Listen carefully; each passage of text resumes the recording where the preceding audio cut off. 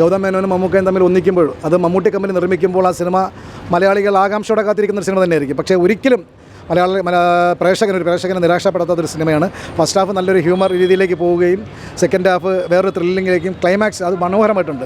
ഒരിക്കലും പ്രതീക്ഷിക്കാത്ത ഒരു പ്രേക്ഷകൻ ചിന്തിക്കാത്ത രീതിയിലുള്ളൊരു ക്ലൈമാക്സാണ്. മമ്മൂക്കയ്ക്കൊപ്പം തന്നെ ഗോകുൽ സുരേഷും അതിൽ തന്നെ ആ ഹീറോയിനും വളരെ മനോഹരമായി തന്നെ സിനിമ കൈകാര്യം ചെയ്തിട്ടുണ്ട്. 2025 മലയാളികൾക്ക് മമ്മൂക്ക നിരവധി നല്ല സിനിമകൾ സംഭാവന ചെയ്ത റോഷാക്കും നൻപകൽ നേരത്തൊക്കെ സംഭാവന ചെയ്ത മമ്മൂട്ടി കമ്പനിയുടെ മലയാളി ഏറ്റെടുക്കുന്ന ഒരു മനോഹര സിനിമ തന്നെയായിരിക്കും. റീ റിലീസ് ചെയ്യുന്നവരുടെ കുഴപ്പമാണ്, അതല്ലാതെ സിനിമയുടെ കുഴപ്പമല്ല. ഞാൻ പറഞ്ഞില്ല, വലിയേട്ടൻ വന്നു. വലിയേട്ടൻ ഫസ്റ്റ് ഹാഫ് ഭയങ്കര ഇതായിരുന്നു. വലിയേട്ടൻ ആ രീതിയിലായിരുന്നു അവർ ആ റീ റിലീസിൻ്റെ പബ്ലിസിറ്റി പോലുള്ള കാര്യങ്ങൾ. ആവനാടിയുള്ള സിനിമകളിൽ സത്യം പറഞ്ഞാൽ പോസ്റ്റർ കണ്ടാണ് ഞങ്ങളൊക്കെ കണ്ടത്. ആ രീതിയിലേക്ക് പറഞ്ഞു. പിന്നെ ചില സിനിമകൾ റീ റിലീസ് വന്ന ചില സിനിമകൾ സിനിമകൾ ഏതാണെന്ന് പറഞ്ഞില്ല, ചില സിനിമകൾ പ്രേക്ഷകരെ തന്നെ വഞ്ചിക്കുകയാണ്. ചില റീ റിലീസ് സിനിമകൾ കാരണം 4K എന്നൊക്കെ പറഞ്ഞ് ഇങ്ങനെ വരികയും ആ 4K ഇല്ലാത്ത രീതിയിൽ പഴയ പ്രിൻ്റ് തന്നെ എടുത്ത് കാണിക്കുകയും ചെയ്യുന്നത്. അങ്ങനെ മനമെടുത്ത് സിനിമ കാണാത്ത പ്രേക്ഷകരുണ്ട്.